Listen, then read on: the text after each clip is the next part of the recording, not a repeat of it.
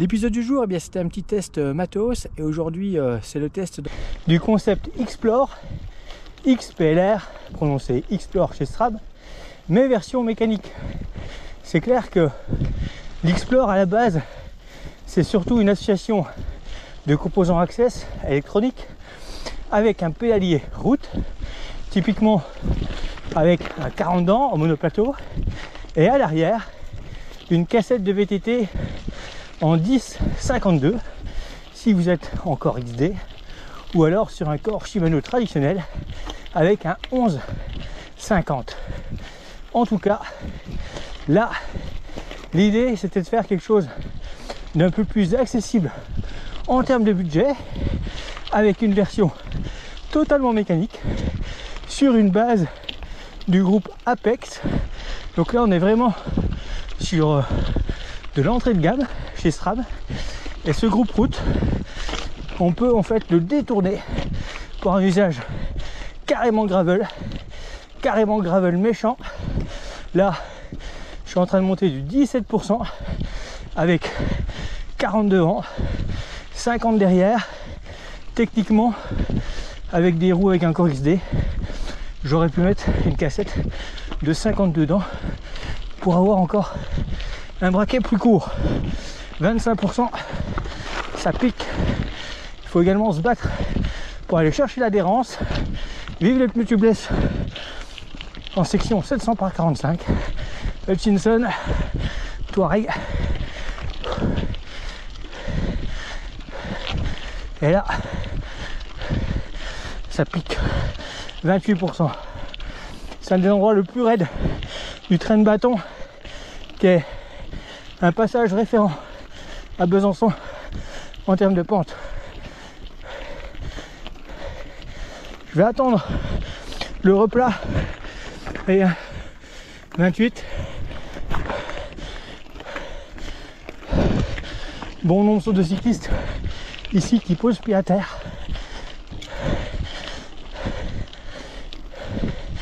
Et je vais vous montrer de quoi est fait ce montage.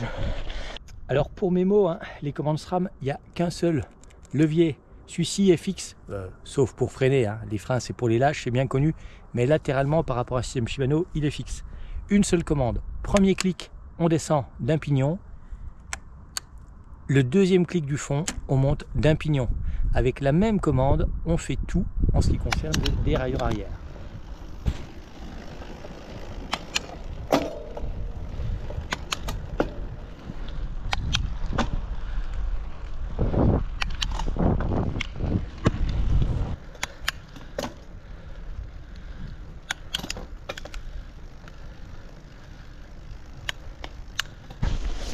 Et du coup, vous l'aurez compris, eh bien, avoir une telle amplitude de braquet, l'objectif, c'est vraiment de pouvoir partir à l'aventure, à l'exploration, et de rien se refuser. Et moi qui aime bien avoir une pratique un petit peu du gravel méchant, ce type de braquet, ce qu'on retrouve d'ailleurs sur le nouveau GRX 12 vitesses, avec la cassette en 10-51, qu'on peut faire matcher avec un plateau de 38 ou 40 dents, là, ça permet vraiment d'avoir un engin qui permet d'aller chercher des sentiers quasiment improbables, en tout cas très tout-terrain.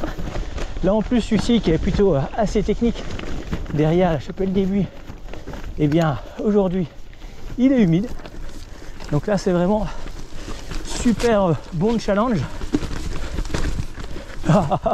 Trop bon. Alors autant avec un e-bike on se dit ouais c'est normal, il y a le moteur. Et là, je suis plutôt fier de mon passage avec un gravel. Et là, ça va pas être la même limonade en tout rigide sur des cailloux mouillés. Il va falloir faire du relâcher de frein pour conserver l'adhérence. Ouais. J'ai passé le plus dur, le plus gros. Il y a la sortie qui est un petit peu technique, mais c'est bon. Voilà. Et hop, on enchaîne direct. avec des braquets plus conventionnels, hein. Typiquement la cassette qui s'arrête à 45 dents, des raidillons comme là-bas, ça ne passe pas. Permet vraiment d'avoir une très grande polyvalence. Et puis sur le plat, sur le goudron, bah, si on veut rouler à plus de 30 km/h avec ce type de braquet, c'est largement possible. Donc l'amplitude est super large. Et puis si vous montez en gamme au niveau des roues, vous avez un Core XD, vous passerez sur une cassette GX et là 10-52, ça envoie du lourd.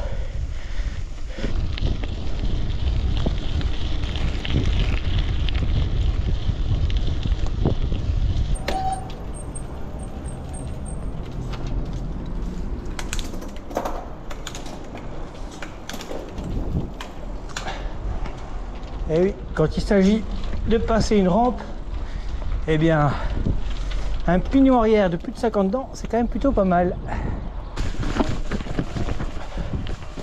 Et ce petit groupe Apex, bien en termes de freinage, hein, il fait le job. Là, je suis en disque de 160 avant-arrière. Alors, c'est pas les étriers hauts, hein, mais c'est tout à fait compatible. Si je voulais tuner ce vélo, c'est pas un souci.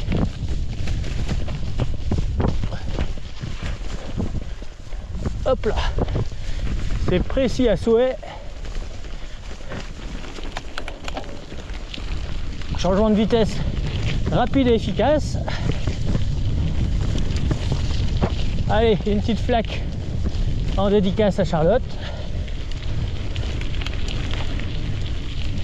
Bon, elle serait passée carrément au milieu, elle. Et là, hop.